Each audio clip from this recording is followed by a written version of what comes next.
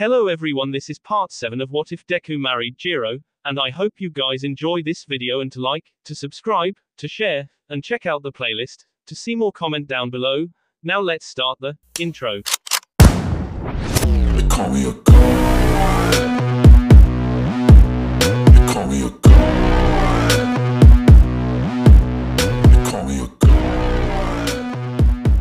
Under the covers of her bed in naught but her skin, Kyoka flipped through the pictures on her phone at 5 a.m. next to her equally naked boyfriend still asleep as she ruffled his hair with her fingertips, the sensation similar to petting a sleeping Malamute. Most of the pictures were newly photographed ones in their recent dates as well as the ones from their makeover. Both of them were laughing, smiling, eating, dressed like fashion models. God, we look fucking fabulous. Kyoka was never going to get tired of that voracious smile that made her admit evil is sexy. Izuku's brand of evil, though. She chuckled at one in particular of Izuku Asleep with his mouth hanging open during the previews airing before Scott Pilgrim vs. the World. He was somewhat miffed at the fact she had poured popcorn into his mouth during that state and nipped her ear a little harder than usual in retaliation. As Kyoka gently tossed her phone onto her bag on the floor, she rolled over to face Izuku, who sported the body of a Greek god and yet possessed the face of a puppy, the contrast between the two making him all the more irresistible. If only every night could be spent like this, she could wake up extra early, feeling absolutely refreshed and blissful, even if it was after a night of incessant foreplay that induced pleasure of the highest degree. Not to mention she could poke, prod, caress, kiss and dote on the nerdy sleepyhead she was proud to call her significant other. Poking Izuku's cheeks with her jacks, she gave him a kiss on the bite mark she left on him, making him stir a little. God, why are you so cute? Kyoka hung her head, muttering in annoyance as she slowly slid his arm under her head as her pillow, snuggling up to him. With an inaudible mumble, Izuku's other arm pulled her in closer as he turned on his side, her face now buried in his chest. This clinginess, this blatant want for comfort was another thing she liked about him. Izuku, if anything, was the giving type, and letting him indulge being on the receiving end was, well, fun for her. Giving him slight tingles with her jacks hitting specific points at low outputs with dirty whispers and breaths, gently stroking his cock and even giving him a blowjob every once in a while allowed her to take mental notes on how to get a leg up on the who can turn who on faster race. What's more, she loved seeing him reach an orgasm.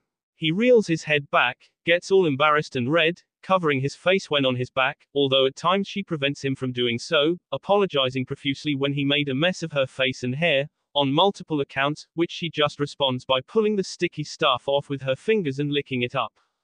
Giving Izuku the reins was just as enjoyable. It was almost like flipping this switch in him that turned him into a relentless lover, the beast in the sheets, as she liked to say, the most recent escapade done in his room and on the desk, still in their school uniforms, unbuttoned but not undressed. His tongue just creeping up her thigh, lapping up her clitoris and then invading her G-spot underneath her skirt so abrasively while on his knees felt so wrong but it felt so right, because damn it, she loved him. Lightly giving him a peck, Kyoka breathed his scent in as she frowned. Despite being able to control themselves from blatantly displaying their affection in public, neither one of them liked it. The wait until they could stop holding back was more agonizing than any training regimen Izuku could cook up for the both of them. Even Aizawa's hellishly honest and brutal assessments felt only half as strenuous. She found herself to be more on edge and irritable during the stages of affection deficiency, usually taking it out on Kaminari and the other stooges for being the usual idiotic selves. Izuku was prone to indulging in his voracious, aggressive side, which even after discovering it rarely displays, unlike the formerly side-parted blondie McSplodey who embodies it. To make things worse, some of the girls at UA-Son's her female classmates were catching on to the fact that he actually might be hot upon closer inspection. While she took pride in that, it made her angry, which made Izuku laugh as he placated her by lightly ruffling her hair with his fingertips to remind her he wasn't going anywhere without her. But then, this begged the question, should they actually do it at some point? Have sex while they were still in school? College, she could understand, since people were more mature and understanding of certain things by that age, but they were in their first year of high school. They had already gotten through the 3 of the 4 bases of relationships, each experience getting better with practice and experimentation. Plus, they had pretty much seen each other completely naked now. All that's left was the home plate, and there wasn't anything stopping them from just exchanging V cards. All except one, that is. While it may be a biased assessment, Kyoka considered Izuku as someone who had moved heaven and earth for her, changing the entire paradigm of how to see the world. He deliberately gave her free rein on their first date so he could partake in her tastes, her perceptions, actively trying to understand Kyoka on a basic level as a human being. While she did have a semi-solid date plan ready, it felt paltry compared to what he pulled off in terms of emotional content. While meeting Fletcher was pure dumb luck, it was Izuku that managed to pull the date off on the first try without a hitch. Resorting to physical attachment as a response to the emotional content in order to essentially keep him chained to her just felt petty. Like a cop-out. But their relationship was exclusive. Sure, she's had the occasional fantasy or two about engaging more than just one partner, which Izuku made her admit was yaoyorozu, as had he, something Kyoka tortured out of him by delaying his orgasm for about half an hour, but it was nothing more than that, a dismissible fantasy. There was just something missing.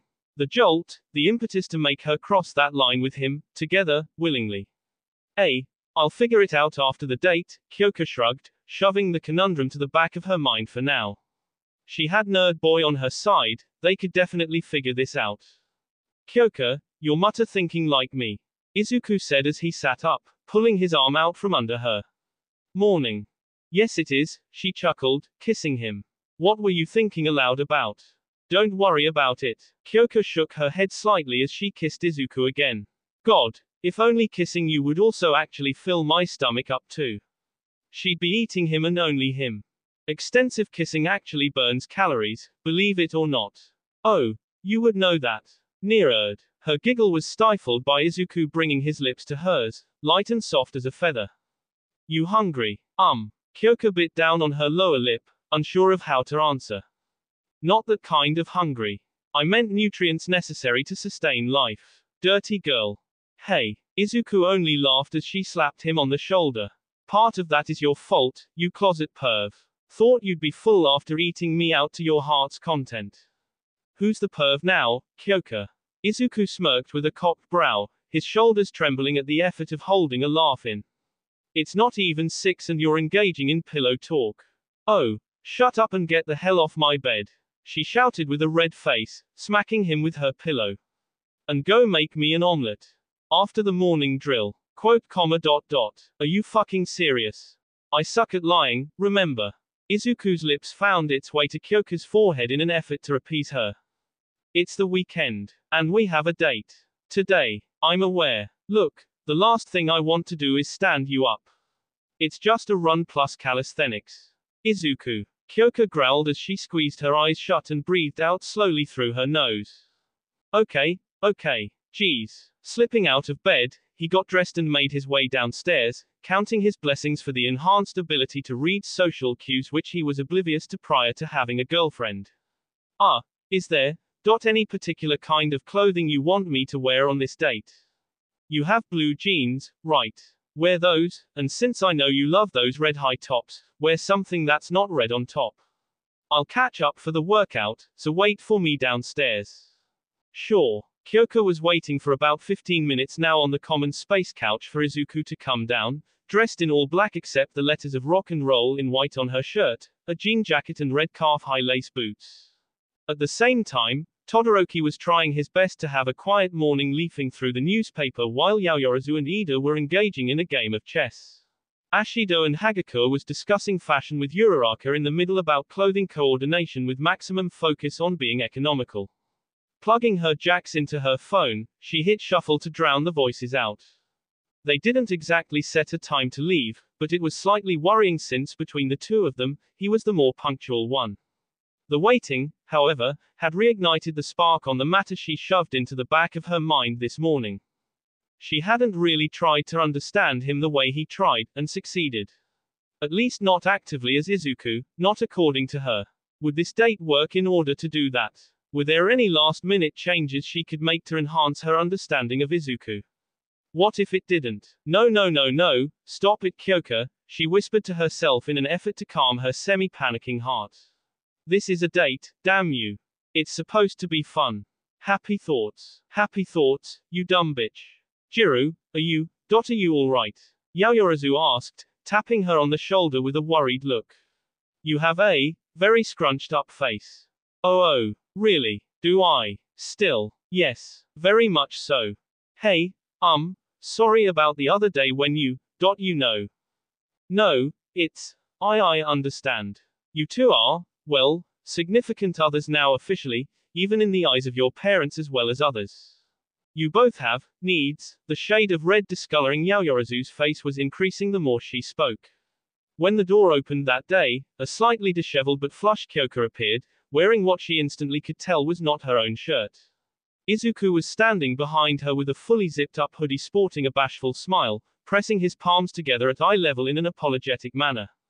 Look, it's just, I dunno, I feel my performance as his girlfriend is, well, inadequate and insufficient, compared to what he's done for me, what he's actively been doing for me. We said we'd talk to each other if either one of us feels like there's a problem that needs to be addressed, but you know how he is when it comes to the general well-being of people, that isn't him. Yaoyorozu nodded. Selfless to a fault, yes. It gets a little unnerving at times, to be honest. It was no wonder his mother would get worried sick to the point where she would get pleasantly plump. Yeah, so I feel like he'd never tell me and just let it slide. And, quirk analysis skill aside, he can read me like a goddamn picture book. I mean, I appreciate that and all, but I can't do that with him. Not completely, at least. Aside from sexual interactions, they have regular conversations about music, comparing notes about combat, and other current events about school, pro heroes and such. But when Kyoka delved into some anecdotes, Izuku seemed to avoid going into too much detail. Maybe a little too eagerly. I believe his perfectionism has rubbed off on you to an extent from what I can see, so that's a good thing, I think. But you aren't him, so I fail to see why you're stressing over it. You've been together, almost a month, but it still has been only a month. Yet you seem to be, in a rush for some reason. Am I? At least that's my impression. Take Midoriya and Todoroki's friendship for example. They barely even talked to each other at first, but after their bout at the sports festival and their encounter with the hero killer, they've come to appreciate each other as friend and colleague. It's taken them several months for them to get to where they are in two battles, against and alongside each other. For that, Yaoyorozu will always thank Izuku. Without Todoroki's input and encouragement to strategize for the both of them, she surely would have failed the end of the term exam, dealing a critical blow to her already crippled self-confidence due to her defeat against Tokiyami and the not-so-practical internship with Uebami. Right. Kyoka sighed, understanding but remaining unconvinced to set her worry aside. Jirou, you've had a positive effect on him, and he on you. It'll come with time. I can tell you're frightened, but he isn't your enemy. I'm sure he'll tell you about himself when he's ready. You just need to be patient. It may be nerve-wracking, but, you must wait. You think so? Will he tell me? Well, if not, there's always sodium thiopental. What's that? Truth serum. Wah, oh my god, Yaomomo. Dark much. He's my boyfriend, not a prisoner with info about a terrorist cell. Christ. I am joking. That would be beyond unethical. Besides, it's not exactly reliable. It just slows the brain from high-level functioning and opens them up to suggestions. Consider this payback for giving me inappropriate ideas to what was happening behind your door. Yaoyorozu smirked. Kyoka had to laugh at that one. Alright, fine. I'll let you have that one. Sorry, what about a terrorist cell? Are we talking about Destro? Oh, no, it's just a dumb joke which I didn't think Yaomomo had in her. Oh, sorry to make you wait by the way. I realized I wasn't sure what would go with the field jacket, so I had to ask around a bit for second opinions.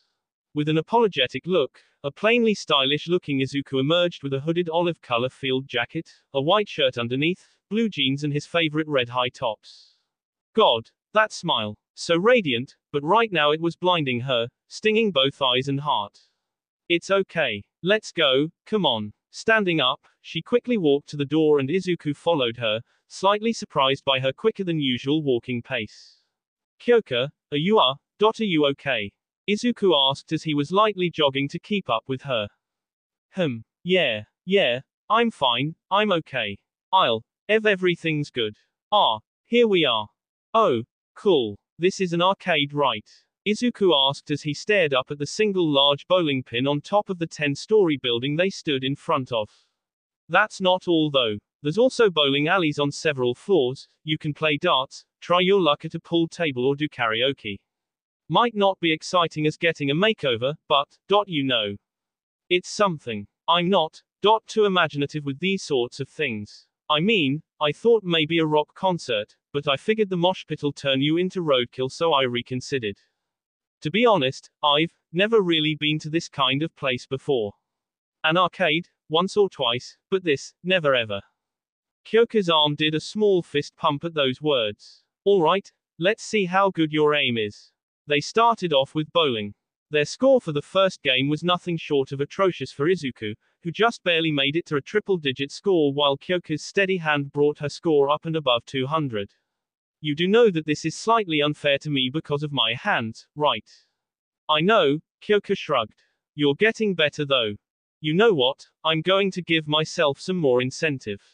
Next game, whoever gets a higher score can ask to either answer a question truthfully or do a dare. Quote, I never thought I'd be present this day to hear you say you wanna play truth or dare. Within the bounds of good taste. Kinda wishing I have Mr. Snipe's quirk for a perfect score though. I mean, can you imagine him playing any sport involving aiming of any kind?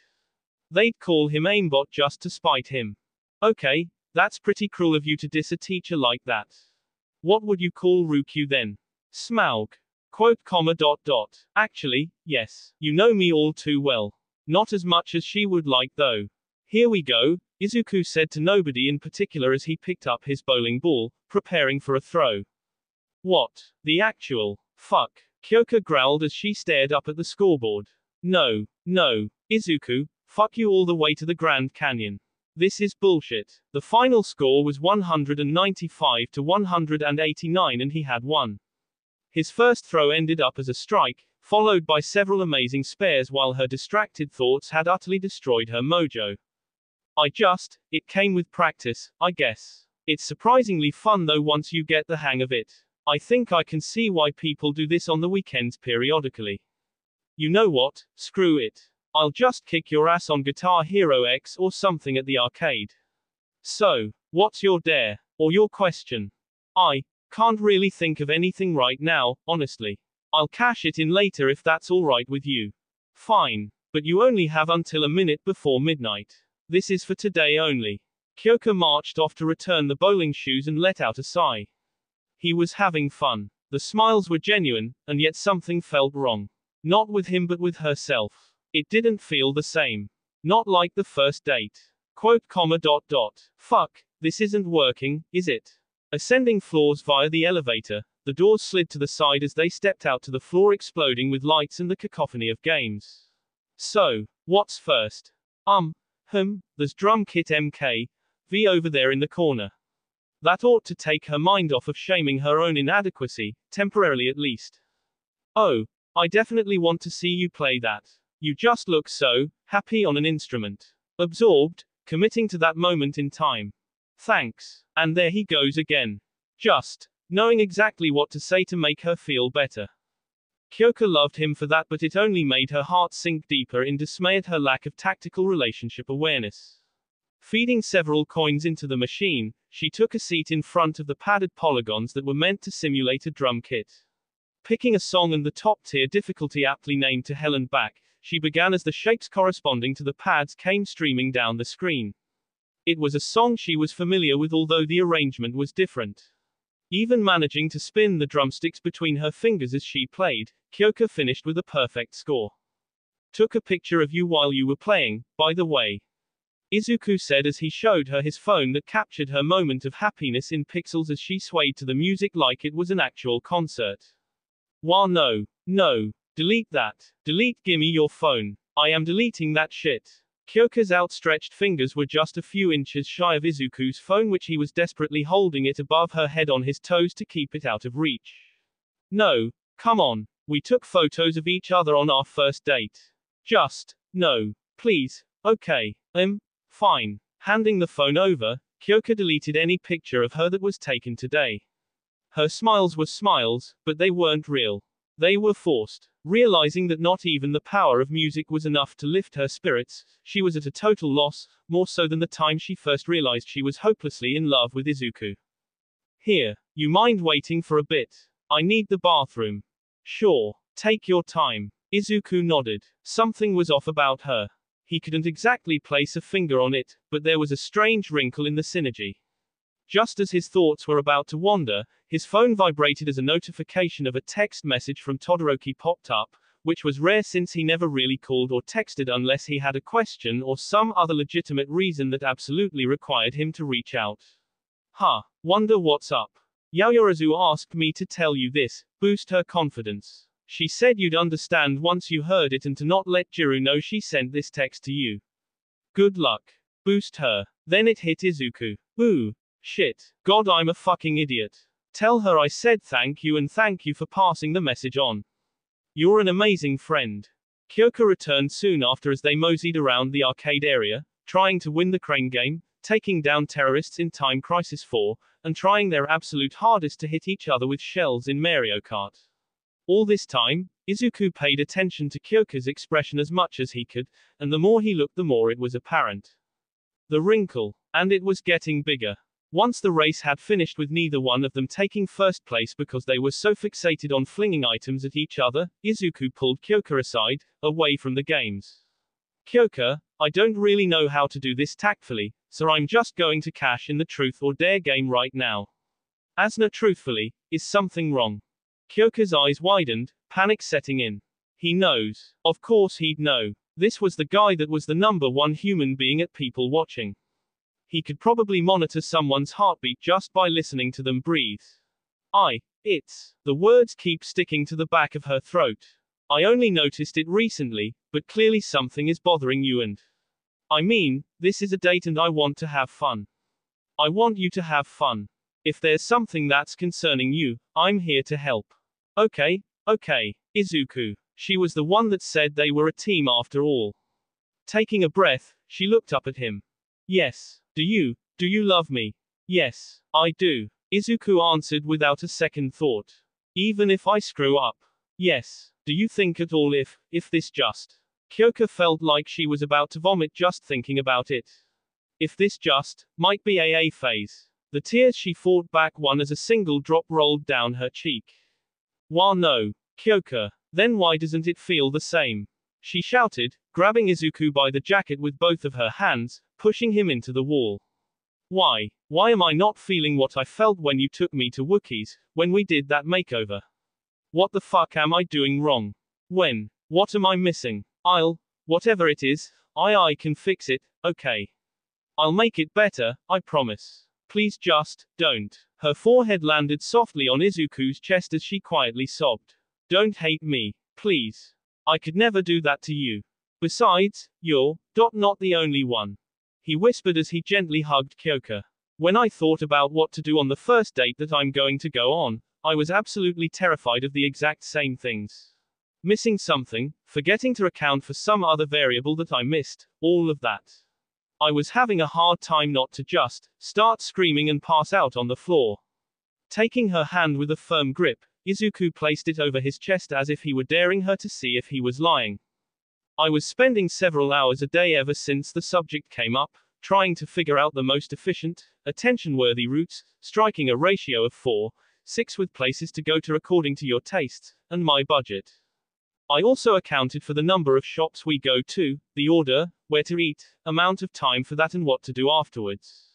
3 days before the date I completely forgot I knew next to nothing about women's clothing, so I also did a crash course. After a crap ton of trial and error, I plotted exactly 58 different permutations, each one with at least 2 contingency plans. That was all I could come up with in that amount of time. 58 permutations and 2 contingencies apiece. Only he would be able to do something like that. Only he would even think to try to tackle this in the most challenging way possible. So it was, all according to P-plan. At least one. Anything but, actually. Our permutation was number 59. Nothing I had planned, and no contingency measures. And honestly, that date was the most fun I've ever had with any single person. Anywhere. I was so happy it went beyond perfectly. After you announced to the class we were together, I went back to my room and cried for an hour. I was so relieved that it went well even without following a specifically plotted course. You were as happy as I was, if not more, and because everything I planned was a waste of time forcing me to get rid of 3 perfectly good notebooks. All the while, Kyoko was beating her hands against his chest with about as much blunt force trauma a ball of yarn could generate as her sobbing grew louder with every choked up words of apology her melting down brain could think of. She felt so utterly stupid for even thinking that Izuku would think less of her. Or of anyone. Even Bakugo. Kyoko, I love you so much. The fact that you distressed over this to the point you're tearing yourself apart just speaks volumes as to how much you care about us and making this work. You just, being here with me is more than enough. Okay, you are an amazing girlfriend. Don't ever think otherwise. She only proceeded to bury her face deep into his chest. The hands smacking his chest wrapped around his back. What did I do to deserve you? Would you like a chronological or alphabetical list to that answer? You're joking, right? I suck at lying, remember. Just, shut up so I can suck that tongue out of your mouth. That quip was getting old and Kyoko had heard enough of it. She made sure her lips expressed as much love and gratitude for Izuku as she could muster, making the kiss last long and hard.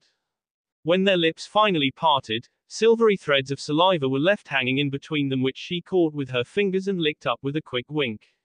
They remained in each other's embrace for another 15 minutes or so to let the nasal congestion and puffiness of the eyes subside. I'm going to be honest with you. Hearing you say all of that made me feel like more of an idiot than my parents did when they said I can go to UA. Oh, sorry. She kissed Izuku on the tip of his nose with a smile. You are forgiven. So, you ready to continue our date? Lead the way, girl of rock. Taking Izuku's hand, Kyoko pulled him into the elevator, which ascended further up again into the karaoke area. As they walked towards the counter, there was a billboard with a large flyer about a couples-only singing contest that was being held today along with the names of the contestants. The last slot with the number 10 had Izuku and Kyoko's full names on it. Wait. Oh no. Yup. Yes we are, Izuku. Yes we are. Look, I mostly got over stage fright after the culture festival, and you can talk to people without turning into a stuttering mess that can't even maintain eye contact with a girl for more than a minute. I distinctly remembering you being taken off dancing to work on effects, so I'm making it up to you on behalf of Ashido and UA. Besides, a strong dose of stupidity and a monkey wrench in the works is exactly what we need right now.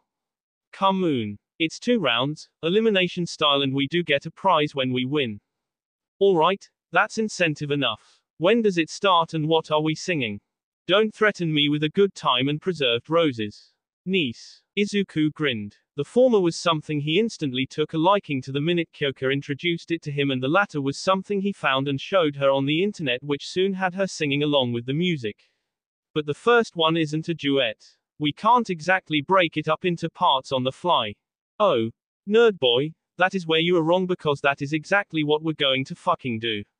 You want to practice for a bit before we start. We do have time.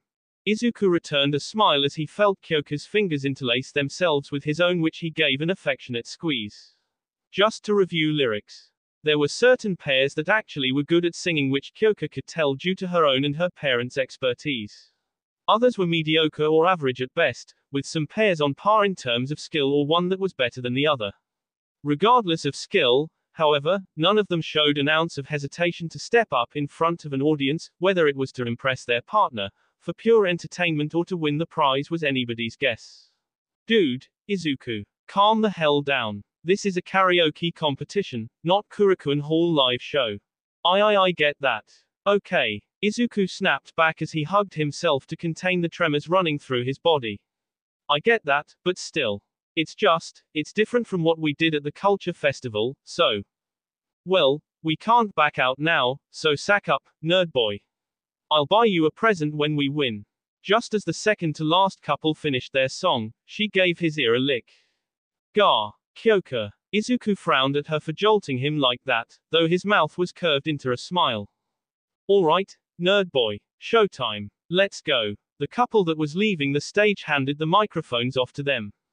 As the judges signaled, the music started up, the bass kicking off the song. Alright, Izuku sang softly, getting his veracity on as he tapped his foot. Alright, Kyoka sang immediately, signaling back to him as the drums came in. Alright, it's a hell of a feeling though. It's a hell of a feeling though.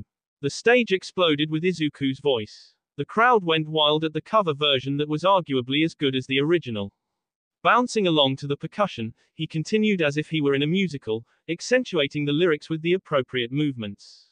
Kyoka joined in as he counted down before her favorite chorus. As the music continued, the couple weren't singing to the audience as much as they were to each other, barely breaking eye contact. See, told you you got this, nerd boy. We're going plus ultra with the next song. As the song concluded, they both held up a peace sign. A symbol of peace, also a V for victory. Morning Kyoka, Izuku uttered in a sing-songy voice as he tapped the door with a tray in hand. It was around the time they had both gotten used to waking up both with and without the sexual escapades. After several inaudible grumbles muffled by the door latch came undone and swung open as a half-asleep Kyoka with messy hair rubbed her eyes, yawning. Hey, Izuku, this better be important if you're waking me up right now. She was wearing one of Izuku's hoodies which hung around a third of the way down her thighs. The fact it was completely zipped up didn't leave much to the imagination in terms of clothing underneath, or its lack thereof. It should count as important, I think. We made it past the 1-month benchmark. Kyoka turned to the calendar hanging on the wall. Oh, wow. It's been a month now, huh. Feels a lot longer. Weird. Then she noticed the smell of heated maple syrup. And waffles. There were 3, one stacked on top of the other, garnered with blueberries and chocolate chips. Next to the plate was a mug of coffee and a glass of orange juice. Is that for me? No. I came to eat in front of you to get a rise out of you, of course it's for you. I was thinking today should be kind of a cheat day, so. You made waffles. Well, the morning was already off to a winning start with an hyper-competent boyfriend who not only is smart, combat proficient, considerate and can read the social cues of women, but can competently cook as well. Alright, get in here. And I'm not sharing. Shaking his head with a chuckle, Izuku stepped inside. He deployed the legs on the tray and motioned his girlfriend to sit on the bed. What part of, these are for you, did you not hear? Just checking. Gimme that. Now. Once she curled up under the covers, Izuku placed the tray table in front of her, gesticulating to tuck in. Kyoka first took a sip of coffee. A long sigh of relief fell from her lips. It had just the right amount of milk in it but with no sugar, exactly the way she liked it. On the mug were 3 horizontal lines running across it, each labeled, shush, almost, and now you may speak from top to bottom. There was no way to not laugh at that. Izuku just sat on the bed across from her and watched her eat with a happy smile on his face. He was determined to spoil her rotten today, showering her with every indulgence possible when presented the opportunity. This was only phase 1. Pouring a generous amount of maple syrup onto the waffles, she cut a piece off and took a bite. God, this tastes amazing. Kyoka groaned through her teeth. Her taste buds were flinging her brain to heaven and back. Do I taste eggnog in this? Is this eggnog? Yeah. Where the hell did you get eggnog? I made it. With help from Satu, by the way. Of course you did. Oof, course you did. God almighty, could he raise the bar any higher for boyfriend material? Kyoka honestly wanted to give Izuku an earful about all the things he was doing right too well and showing her up again, but the waffles tasted so amazing she couldn't even be bothered. She would have kissed him, but eating the waffles took higher priority. Seriously, why must you be so good? Look, being a late bloomer has done things to me. I just have need to be indisputably good at things, you could say it's on a pathological degree. I'm trying my best to put it to good use, which leads to stuff like this. Because of those ignorant fucks who aren't even worth mentioning, she growled as she shoved another large piece of a waffle into her mouth. And Bakugo, that fucking arrogant, dickless piece of stew-age steeped shit. Izuku, I swear, if you don't punch some of his teeth in at training today, I will on pure principle. I'll figure something out. Good. Here. Pulling part of the waffle apart, she soaked it in maple syrup and held it up between her fingers with a blueberry and some chocolate chips like a dog treat. Come on, I know you want some. Izuku complied, taking the waffle between his lips, licking the syrup off her fingers. I did eat beforehand, just so you know. So you didn't have to do that. I know, but come on, can you blame me? Your hair is fluffy as a malamute. And it smells like you. Kyoka ruffled his hair, her fingertips massaging his scalp. It's my hair, of course it smells like me. Just shut up and take the compliment, okay? Once Kyoka had finished eating, she shooed Izuku out of the room so she could stretch, change and take a shower to get ready for classes today, but only after a big thank you kiss on his lips. As he was bringing the dishes down, his phone started buzzing in his pocket. The screen indicated a name Izuku was waiting to hear back from today. Mei Hatsume, the pink-haired high-functioning inventor and the source of power Loda's migraine. Hatsume, please tell me it's done. It is. I was able to fit everything you requested into it as well. There are a couple more kinks that have to be worked out, but it'll be done when I text you or by the end of the day. I admit, I was super surprised that you would come to the design studio for someone else's equipment with so many detailed sketches and applied use of item blueprints in the school archives, but I was so happy to hear you wanted to help make a new baby with me. Izuku could barely comprehend half of what the motor-mouthed girl was saying to him in a rather loud voice that made him pull the device away from his ear. But her chipper voice was a good sign. Great. Would you mind if I drop by to test it out? Izuku asked as he set the phone on speaker and began washing the dishes. Of course. No baby of mine is going anywhere without ample testing for field use. And don't forget that you're going to be testing out my other babies for the next week as per your deal. I haven't forgotten. Izuku slightly shuddered at what he was going to be put through, but the fear quickly dissipated when he imagined the look on Kyoka's face once she saw what he had in store for her. Her present, Aka Phase 2. And the reason I asked you is because, well, I didn't know anyone else in the support course other than you, and you're probably the most one-track-minded person when it comes to tinkering with gadgets, which is perfect for rush orders. No offense. None taken at all. It's nice to see my babies are appreciated. Give me a call if there are any changes that you wanna add last minute, I'll stuff it in. Thanks. I really appreciate your help. See you after school. Alrighty. Bye. Once the dishes were cleaned and back in the cupboard, Izuku sat down on the couch as he flicked through the Netflix shows, and hit play to watch the final episode of Daredevil Season 3. From the comeback of the Devil of Hell's Kitchen, the elaborate plan that Fisk had laid out, backlashes endured by the supporting characters, it was all well written. While he was watching the episode, his friends slowly began trickling in for breakfast.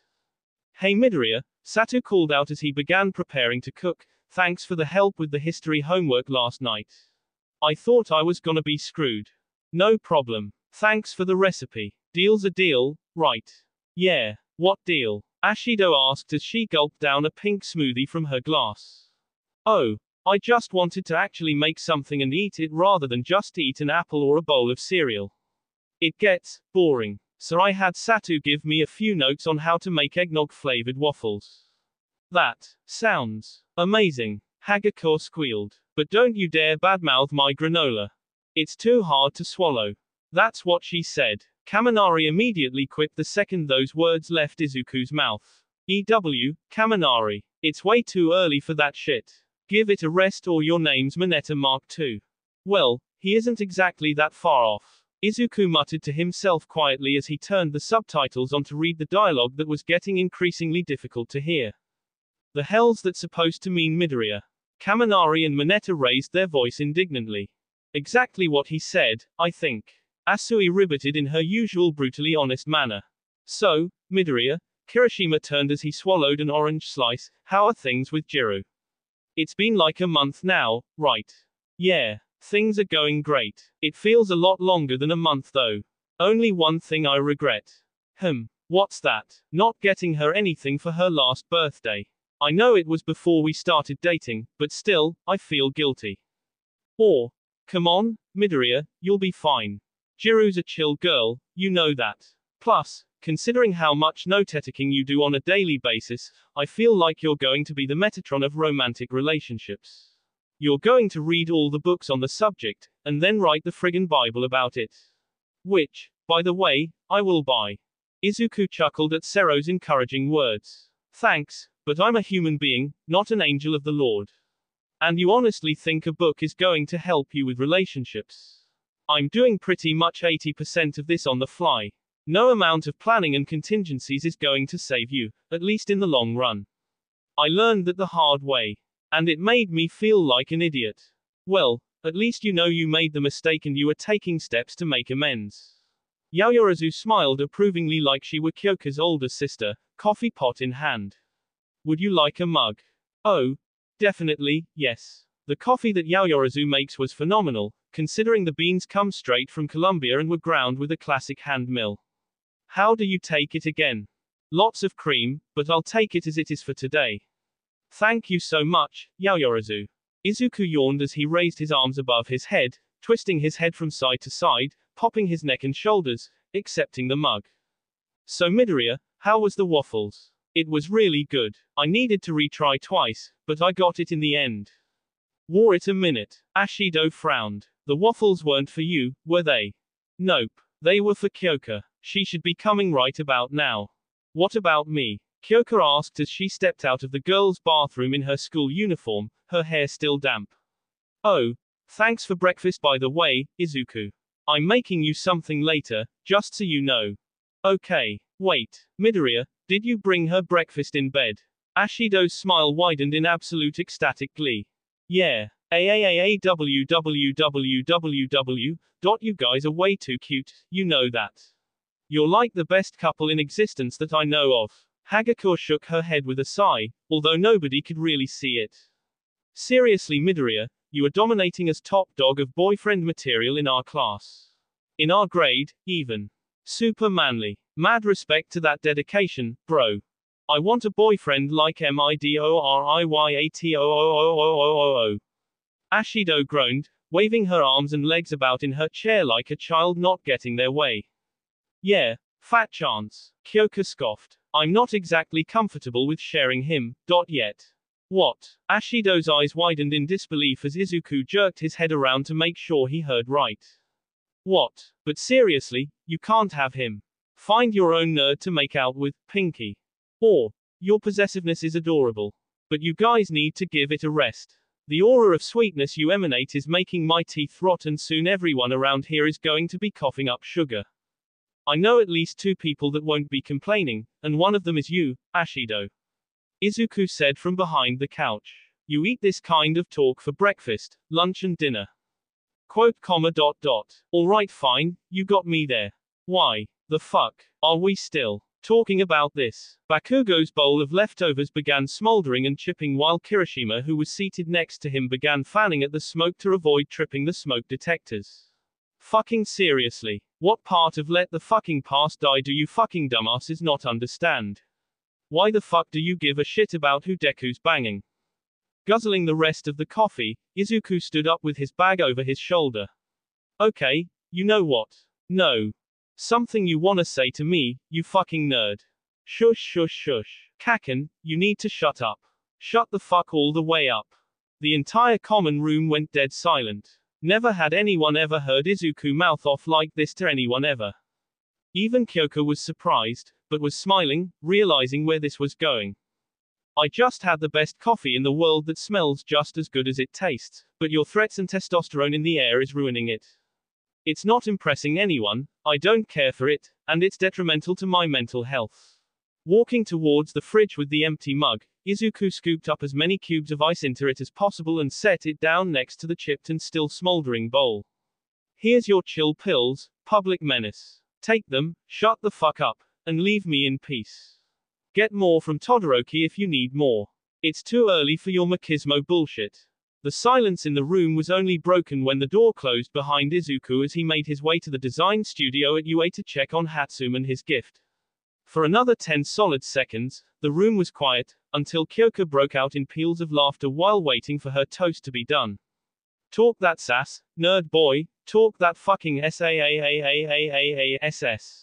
Yes. Oh, Baku bro, that was a sick burn right there. Oh shit, my fucking stomach. Kirishima's forehead was on the table as he twitched with laughter, clutching his stomach with both hands. Somebody please tell me they recorded that. Please. We need that on every social media outlet right fucking now. Mineta begged, jumping at this rare chance to get back at the explosive egomaniac. Already done, Todoroki said as his thumb hit the send button on his smartphone. Hashtag cold burn. Same here, Tokiyami said as Dark Shadow handled the phone. Hashtag sweet revenge and hashtag best served cold. You motherfucking icy hot bastard, I will grind you into fucking dust. You're next on the shit list, bird brain. Alright, Todoroki. Brokoyami. Kaminari shouted as he continued guffawing. Oh, that was fucking glorious. Shut it, dunce face. That green-ass motherfucker will be a grass stain by the time I'm done with him. Bakugo seethed as he finished eating. Taste of your own medicine, doctor. Kyoka sneered as she pulled her shoes on. Fuck off, earlobe bitch, who gave you permission to mouth off at me? Listen up, angsty TNTN, I am way past asking permission because I don't give two short and curlies about you or your ignorant opinion. I have better things to do like fuck his brains out in the future, and yeah, I know I'm a bitch, thankfully not yours. Neither is Izuku, by the way, who you seem to have an unmistakable hate boner for. Between him and me, we only need one dick in this relationship, so do us both a favor. Fuck off back to Pornhub so you can rub it out in your room. Wombo combo BUUUUUUURNNNNN. A second charge of shouts and roaring laughter detonated, with the usually level-headed members such as Todoroki, Yaoyorozu and even Ida failing to suppress their laughter completely. Houston, we have new problems. Kyoka smiled to herself as she sprinted to the UA campus munching on her toast. Revenge was sweet, second only to the eggnog waffles with blueberries and chocolate chips and the boy who made them for her. So, care to explain where we're headed right now? Kyoka asked irritably with Izuku's tie wrapped around her eyes as a makeshift blindfold. It's somewhere that you've been to at least once on campus, don't worry. This is not a joke or a prank, unlike this morning. You should have seen that asshole's face. It was hysterical. He is not gonna live that shit down till he fucking dies. Why the hell didn't you do that earlier in the semester? For one, I was too scared of him, I guess. But I can't always be like that forever. That surprised me as just as much. And, well, having a girlfriend apparently makes you do stuff with reckless abandon. Well, I'm glad to have that effect of you getting dangerous. So am I. Here we are. Izuku opened the door to the design studio, which Izuku had spent most of the morning cleaning up while helping in his own way with his present for the design of his gift. Hatsum, you here? Hatsumi, you awake? You alive? You breathing? Yup, right over here. She popped her head out from behind the counter with a thin, long box and quickly set it down in front of the blindfolded Kyoka. Perfect timing. It's done. Awesome. Okay, Kyoka, you can take the blindfold off now. Finally, pulling the tie off her eyes, she stared at the box for a brief moment and turned her head to Izuku with an inquisitive look. What's this? Well, considering the fact that we've reached the 1-month benchmark, I figured I should get you something.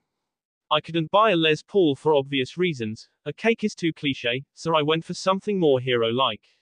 Practical. This also counts as your birthday present, belated as it may be. Hey, we discussed that and I said I forgive you. You didn't have to.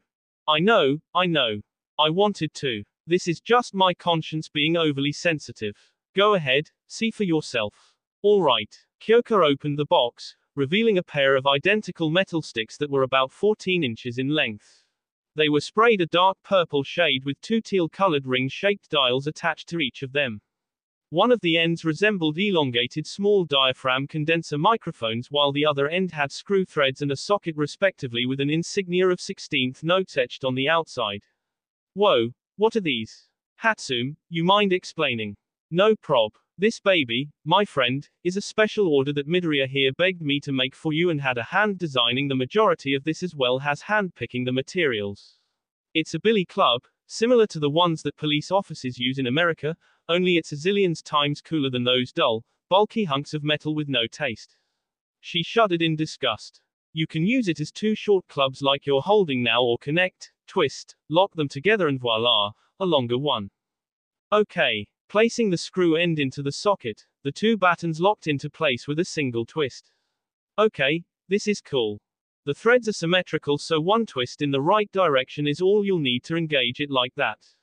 And if you really want to stick it to the villains, pull hard on both sides after locking them in and you got yourself a quarterstaff that's about 4 feet in length. Both sides, all right. With a strong tug and a click, Kyoka was no longer holding a baton but a quarterstaff that was perfectly sized and balanced for her. Oh, sweet mother of Metallica. Even better. The clubs themselves are made of an alloy of my own design that's lightweight but with much tensile strength and durability. You can use leverage to heave large chunks of rubble. It'll deflect 8.45 ACP if need be without a scratch, and even a plasma cutter will take at least a couple of minutes to even get under this baby's skin. Speaking of which, I can make some kick-ass plate armor babies for you out of those for your costume, Midoriya. Izuku chuckled. Maybe some other time. Can you keep going, please? Of course. The sides that look like microphones are based off of the tech-present mic uses, and while the directional speakers are on the outside, the mic is on the inside to catch your heartbeat. Luckily they had blueprints in the school archives, so I was able to take some functioning artistic liberties. The sound travels more efficiently with less unnecessary fuzziness. Super crisp and clear quality like a recording studio. There are calibrating dials, the green rings, accessible to make changes to decibel range and frequencies and such, so crazy volume, crazy high pitches, crazy low tones, you name it. Once the jacks are plugged in, this baby will howl to the moon and back for you. And because they're directional, the overall effective area will be limited, but you have more range and power with the sound being choked, if you will, into a single point. Like the rifling does in a gun. Kyoka muttered. Exactly. One shot will blast the baddies on their butts, or on a higher output, bust a bunker wall. Now, here's another feature. May I? Hatsume held her hands out and Kyoka placed the quarterstaff in them. Deftly retracting it back to a baton, she pulled them apart with a half twist, revealing a metallic cable. This cable inside is made of a similar material to your homeroom teacher's capture weapon, but with it there are carbon nanotubes and strands of steel composite cable woven into it. I did some testing and it can support the weight of a regular sedan no problem. So it can be a grappling hook for more than one person if necessary. It's damn near indestructible by any one man's physical force, except All Might, perhaps. Now all that's left is to come up with a name for this baby. Boo, I think Midoriya's got that covered. She gave him an expectant look. Yeah, I do. The rockabilly. Kyoka stared at Izuku, who was smiling proudly at the name. You? Oh my god. You? Abso-fucking-lutely, magnificent, hyper-competent, irresistible, fanboying nerd boy. I fucking love it. Are you kidding me? This is the most badass thing ever. Get over here. Throwing the tie around Izuku's neck, she jerked his head closer to her own and locked her arms around him for a solid 30 seconds before letting go of him. Well, ain't love grand? All that's left to do is test the Sonic Blast feature. It's fresh off the block, so there are some things that need to be fine-tuned later, and for obvious reasons we can only get proper data with you present. Would you care to help? Woman, do you have to even ask? Fuck yeah, let's do it. And thank you so much for this. Always a pleasure to have another appreciator. Well then, let's get started, shall we? Away. With Hatsume taking the lead, the trio ran down the hallway in excitement to test the rockabilly. They ended up using the area where Class 1A trained to develop their so-called finishers, the rocky terrain manipulated into various shapes and sizes due to Smentos quirk. Alright, so, how do we start? Let's start small. See that rock over there? Izuku pointed to a boulder about half the size of Kyoka. Let's try and smash that with sound. Hatsume, I need headphones. Way ahead of you. Pulling on a pair of noise-cancelling headphones, she handed one to Izuku, who also made sure it was securely on. Now, plug your jacks in, adjust the dials. Here. Yup, like that. Showing Kyoka the corresponding dial for volume, frequency and tone, she slowly turned each one by the notches that caught on the fingertips. Alright, now what? Just point, emit and shoot. Here goes. Plugging her jack into one of the batons, a steady blast of Kyoka's amplified heartbeat shot out of the tips, and within seconds the boulder shattered into pieces. Oh holy fucking shit. This is awesome. Of course it is, I made it. Hatsume puffed out her chest with a bright smile full of pride.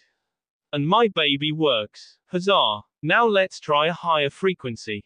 And for about half an hour the tests went on as Hatsume's fingers danced across the keyboard of her computer that was taking in all the data through a sensor with blinding speed. I believe that will be it for today. Thank you very much for your cooperation with the data collecting. This baby should be updated and calibrated by I'd say another week or so before it's incorporated into your costume. Damn, a week. You work fast, girl. Kyoka laughed softly in awe as she handed the batons back. It's what I do. I have to go back to the studio now. My babies are waiting for me. Toodles. Quote, comma, dot. Izuku, I'm going to be honest with you. I have a list of girls that I wouldn't mind taking a pass at if either you say okay or if I was still single, of course. One is Yaomomo, the other's Ashido. Hatsume's officially number 3 on the list now. I'm not sure if I should be happy or pretend I didn't hear that, but thanks for your transparency. Okay, jokes aside, once we get back to the dorm, can you meet me downstairs? I want to go on a walk with you and talk about some stuff later. What's it about? It's nothing bad, I promise. It's actually a pretty good thing. Okay, sure. Izuku sat on the couch waiting for Kyoka to come down. Phase 2 was a resounding success. Her smile and that big, sloppy kiss said it all. What then did she want to talk about? He could already come up with several things that will definitely not be brought up, but process of elimination was not helping at all and there was not enough information to solidify a speculation. Great. Monkey wrench time it shall be. Oh nerd boy, you ready? Kyoka inquired as she whistled to signal her arrival, donning a white shirt, blue jean shorts and a slightly baggy, black leather jacket and a choker with a cross hanging from it. Yup. Izuku stood up as he took Kyoka's outstretched hand. They walked in silence for a while, every now and then singing a rock song to themselves while getting weirded out looks which they couldn't care less about. They loved each other, they had the iconic, stupid grin of young lovers and they didn't need anything else at the moment. The walk eventually ended up in a place that Izuku was not entirely familiar with, but had a familiar nameplate on the metal fence of the relatively large house. Come on. Wait, is this your house? This is your house. What? Why what are we doing here? Izuku stammered as his right foot took an automatic step back. Relax, my parents aren't here. They won't be for another 2-3 days at the most. But it's better that way. What I want to talk about with you is rather sensitive in nature, so. Oh okay. If Izuku's room was a shrine to All Might, Kyoka's house was a shrine to the genre of rock, starting with rockabilly, ranging from punk, pop, alternative, new wave, blues, Christian and jazz fusion. Not only were there several records and pictures that were signed by musicians, hanging from walls, there were also guitars that were obviously something with more than just sentimental value and towering racks holding CDs and records with a state-of-the-art speaker system and a plasma widescreen TV. Whoa, damn. Yeah, I got that a lot when friends came over when I was still in middle school. You want some water? That sounds good. Taking 2 glasses of water, Kyoka handed one to Izuku before sitting next to him. Another pause hung in the air as they finished it off in a matter of seconds. So, what exactly did you want to talk about with me that's so sensitive in nature that you had to bring me here? To your actual house. I brought you here because there's something I wanted to do with you that I can't in the dorms. I wanna have sex with you. Plainly, and nonchalantly those words came out of her mouth. Izuku's mouth hung open, nothing but air coming out as he just blinked. He was aware that they had gone pretty far many times in the span of a month, so it wasn't going to turn him into a red-faced stuttering mess, but to think that she would ask now was baffling. Are you sure? Why the hell do you think I even brought you in here? Yes, I'm sure. And no, this isn't me trying to one-up you in this relationship. It's got nothing to do with that. I just want to, 'cause I love you, okay? Don't you? Well, I mean, it's not like I never thought about it, I have. The subject never really resurfaced until now, so, but yes. Yes, I love you and yes I do want to have sex with you. However, that being said, I didn't exactly prepare for this and bring, contraception and such, so. Right, shit. Kyoka swore to herself for her lack of foresight, smacking herself in the forehead with a palm. She sighed. Everything was going well and already there's a setback before they were even half naked. I'm pretty sure there are condoms and a bottle of lube stashed somewhere in my parents' room, but here's a little honesty. You are actually pretty well endowed, best to my knowledge, so there is a chance they won't be loose enough. Okay, thank you, I guess. Kyoka burst out in laughter upon hearing that as she gave Izuku a hearty smack on the shoulder. But it's not like I got a close look at what that old man uses or the general sex life, so let's go check. She stood up and scampered to the stairs where the individual rooms were. You. Oh my god. Izuku muttered as he followed her. He really didn't need to hear that. Gingerly poking his head in through the only door that was open, he saw Kyoka going through some drawers until a triumphant hand was raised. Found some. Okay. The date is right, we can still use these, and there's also some variations to size. Great. We won't have to worry about getting weird looks buying these at a 7-Eleven. Sifting through the larger size ones, she pocketed them, grabbed a bottle of lube and closed the drawers, making sure everything at least appeared to be undisturbed. I don't know if that's supposed to make me feel relieved or something else. Izuku sighed as he rubbed his temples. You nervous? I am still the epitome of nervousness, Kyoka, I've just gotten better at not showing it as much. Aren't you? Yeah. As much as we want this, yes I am. I'm gonna go take a shower if you don't mind. No, by all means. But, this is only a suggestion, so the choice is yours. Are you comfortable sharing? The shower. You're joking, right? She just had to hear it one more time, to lessen the burden on her mind, even if it was only a little. I suck at lying, remember. And there it was. That answer, with that smile. Kyoka kissed him on the tip of his nose for his comfort. Come on. I know we've pretty much done everything except sex, but make sure you don't try anything too forward before we get to my bed, okay? And I swear, if you piss in the shower, you are getting a kick in the nuts. I know what a toilet looks like, thank you very much. Just making sure. Hand in hand, they walked over to Kyoka's room, which was just as punkish as her quarters in the dorm, outlined with red, black, white and the occasional splash of purple here and there. Pulling her jacket and socks off, she looked up at Izuku, lacing her arms around his neck, letting them rest on his shoulders. So, nerd boy, you mind helping me get out of these? Only if you help me with mine. With soft gentle kisses as intervals, Izuku lifted her shirt up, pulling it off her arms and letting it fall to the floor. The tips of his thumbs slid the straps of her lacy white bra off, as he trailed kisses from behind along her neck, shoulder line, until he kept going down to the small of her back, and up again. Feeling the tip of his tongue touch her neck, Kyoka squeaked a little as she realized that he was unclasping her bra with his mouth. As it fell away, she started with his pants, unbuckling the belt and undoing the button as her hands traced his chiseled abs that rose and fell with every breath that tickled her neck. She hooked her thumbs onto the waistband of his pants and boxes, pulling them downward, stepping on them to bring them lower to his ankles. Drawing Kyoka in closer, he unbuttoned her jean shorts with one hand, unzipping it as his other plunged into her matching white panties and began massaging her ass. With a shuddering breath through her teeth, Kyoka tugged his shirt off and tossed it over her shoulder as she impatiently pulled her shorts and panties off. See anything you like? She asked in her best seductive whisper. Everything. You. All of it. Continuing to kiss and caress each other along the way, they walked into the unit bath, which was far more spacious than Izuku could have imagined, with a toilet, shower stall, and a bathtub that would fit at least 3 people, if not more. The water came on with a roar, and while Kyoka was planning on waiting a bit for the water to at least be tepid, Izuku stepped in without so much as a flinch or a shudder.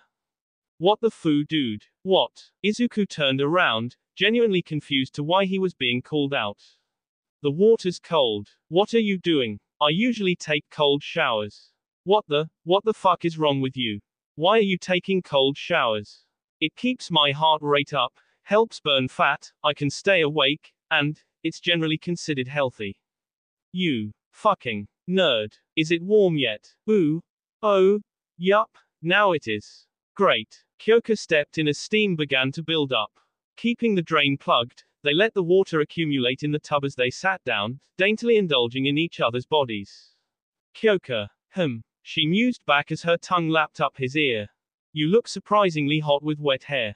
You've seen me with wet hair after showers when you spend time with me and such. And what do you mean, surprisingly? Girlfriends look hot to their boyfriends regardless of the situation or appearance.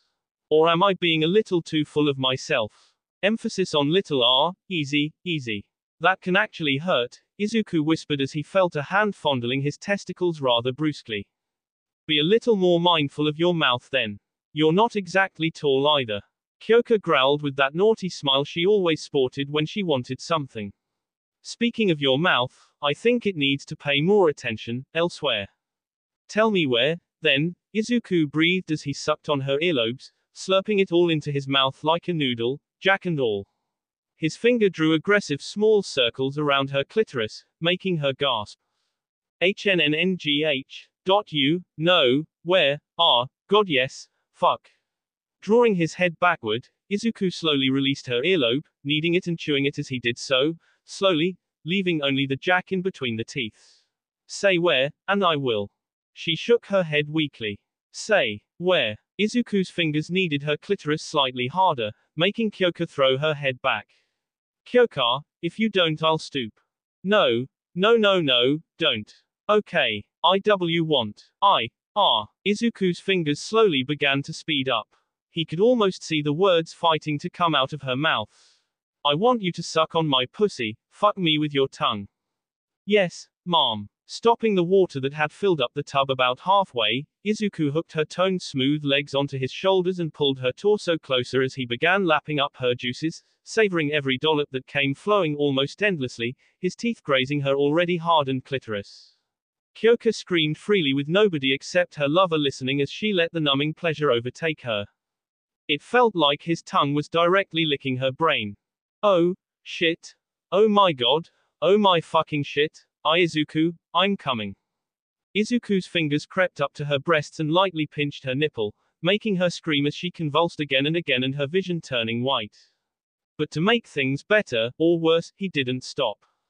Nobody was going to hear them, reprimand them or stop them. Not here, not now.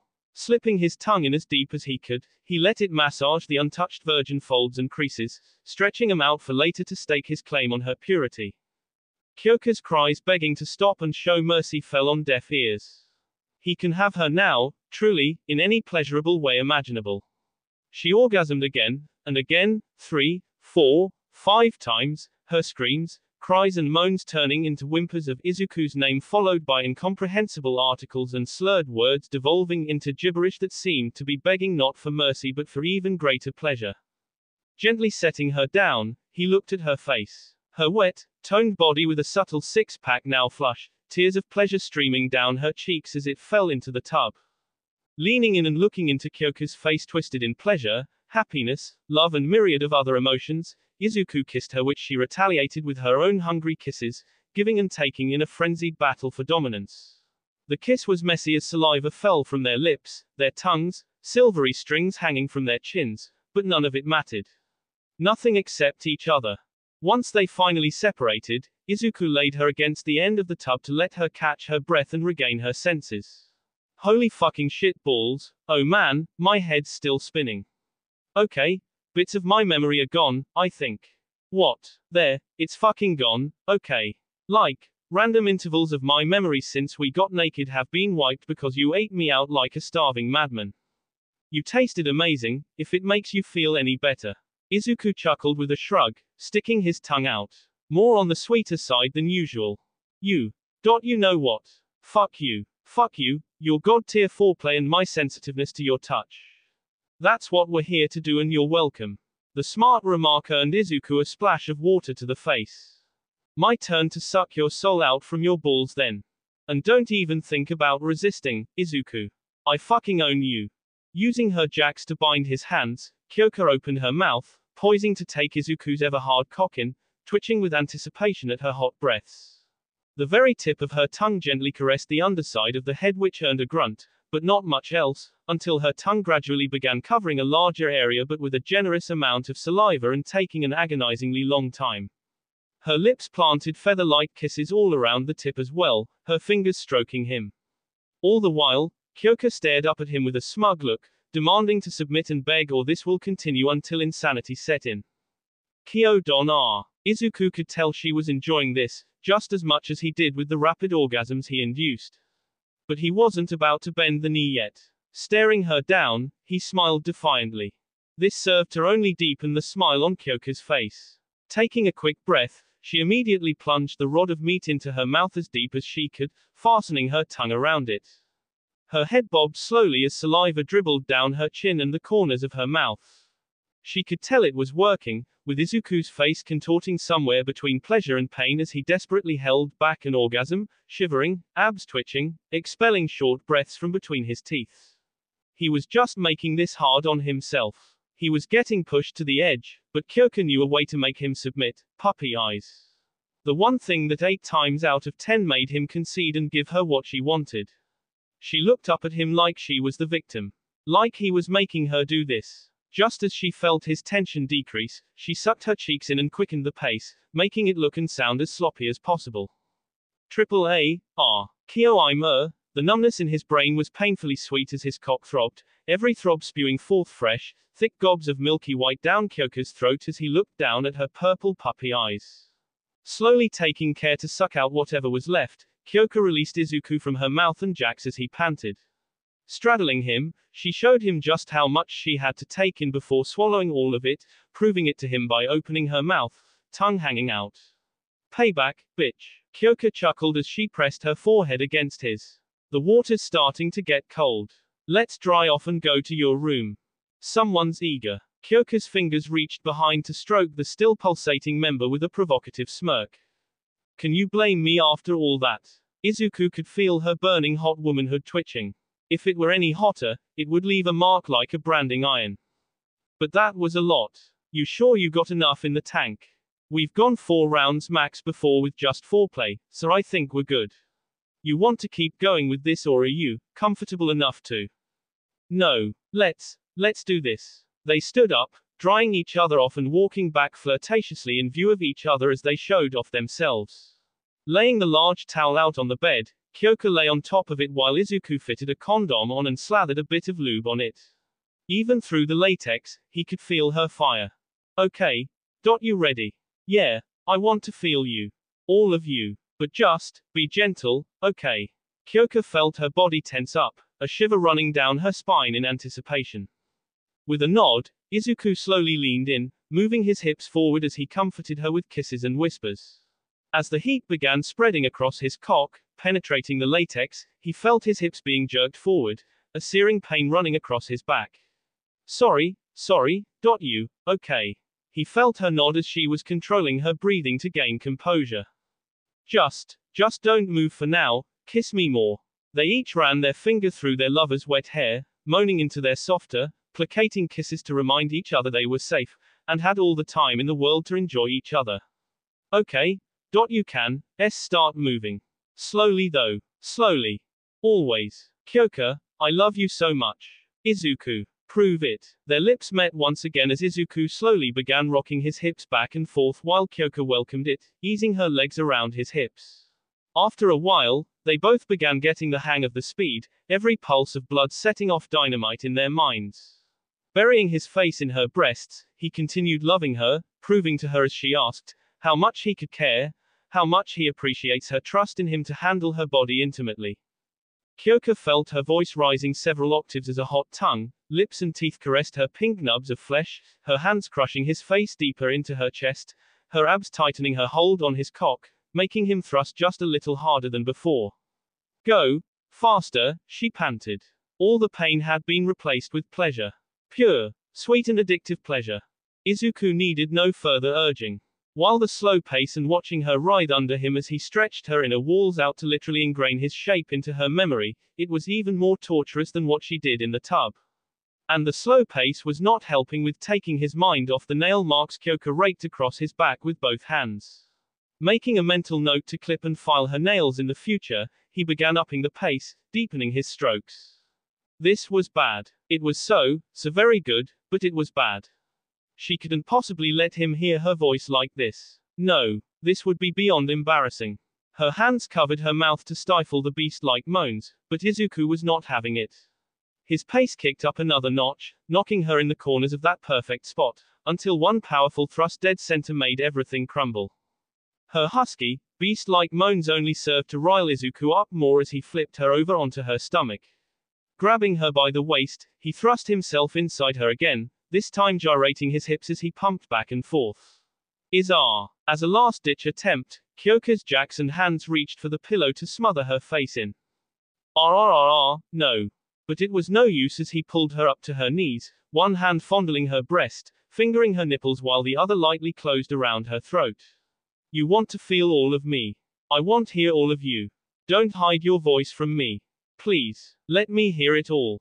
Kyoka couldn't answer as the sudden change in position hit a different spot, another good spot that made her howl and scream in the violent maelstrom of pleasure. Fuck yes. Fuck me just like that. Her hands found its way around Izuku's head, interlocking fingers to prevent falling on her face. The springs began creaking even more as Izuku began ravaging her inside with bestial ferocity as he traded sloppy kisses in between heated gasps of each other's names and words of love, comfort, anything that would pull at their heartstrings. The final, simultaneous orgasm sent them both of them into one long, colossal spasm as their juices exploded, dripping down their bodies and soaking through the towel. The adrenaline quickly leaving them, fatigue set in as they collapsed onto the bed in a tangled mess of limbs and linens. They lightly nibbled at each other's lips, fingers caressing their bodies. Pulling out slowly at a lingering pace, Izuku pulled the condom off, and tied it off. Whoa, that's a lot. Kyoka chuckled, eyeing the used contraceptive which was chucked into the trash can with a 3-point arc. God, I love you, she sighed with a smile, snuggling up to him. A while ago you were cussing me out, and now you love me. It's post-coitus, I can say whatever the fuck I want. You will take it and be happy. Remember I control your sex life now. I will and I am. Izuku mumbled as he kissed his girlfriend. For her courage, commitment, trust, love, everything that she brought to the table for the relationship to develop up to where it was and more. You're an amazing girl. And I love you too. I know, nerd boy. You tell me every day. And you're not so bad yourself. Before you ask, yes. It was fucking amazing. But seriously, where the hell are you picking all of this up?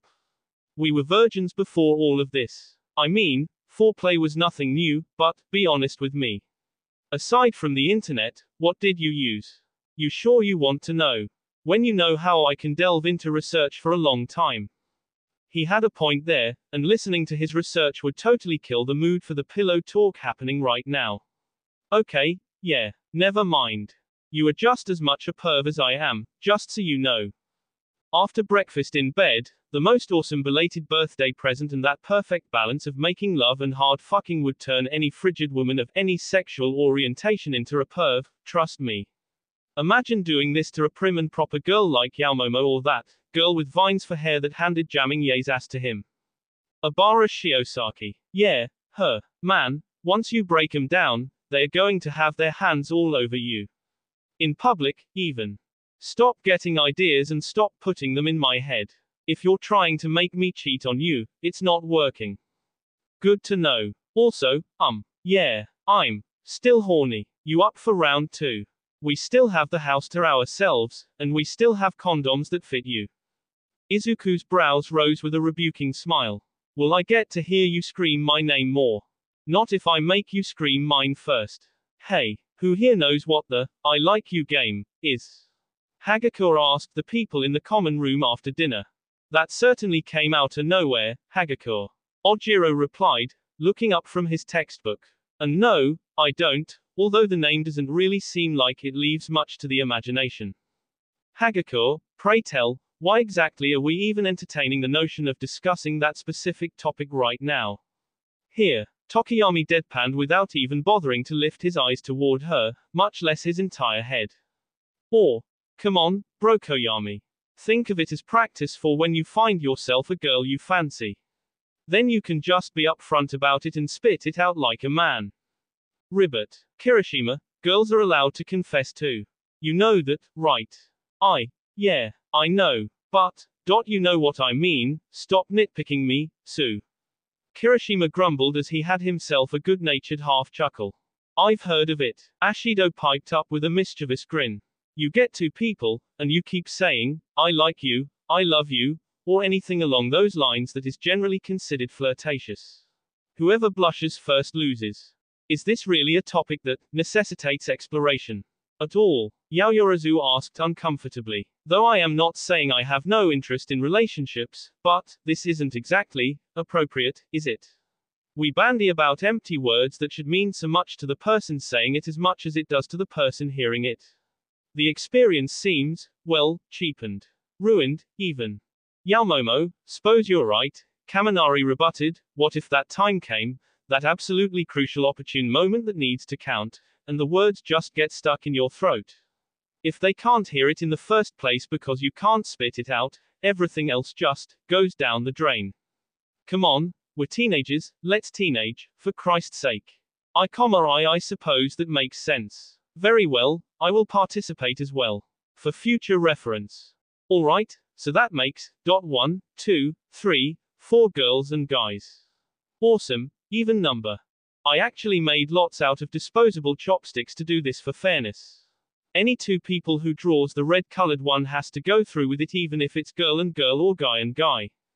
Wait, seriously. A nervous, cold sweat broke out on Ojiro's back. I am sensing the point of no return approaching quick. A retreat is necessary post-haste. Ribbit. No, it is not. Tokiyami attempted to flee from the area as he packed his things, only to land face first on the floor as Asui's tongue jerked his ankle back. Loosen up, Tokiyami. It's just a game. Or practice. Or both. Oh. Yo. Midoriya, Jirou. Come here, you'd be experts at this game. Kirishima shouted as Izuku and Kyoka stepped back into the dorms. Both of them were covered in bite marks and hickeys, even in places that their clothing won't hide, but this time neither one of them gave a damn about it and sported them with pride like badges of honor. Even their messy hair seemed to make them look good. Quote, Did something happen between you two? Ojiro asked upon seeing the marks festooning both of their bodies. Ojiro, stop dancing around the question. School night, gone for a couple of hours after changing, the hickeys, it's obvious that they cashed in the V card today. Multiple times. Ashido smacked his shoulder with a splitting grin from ear to ear.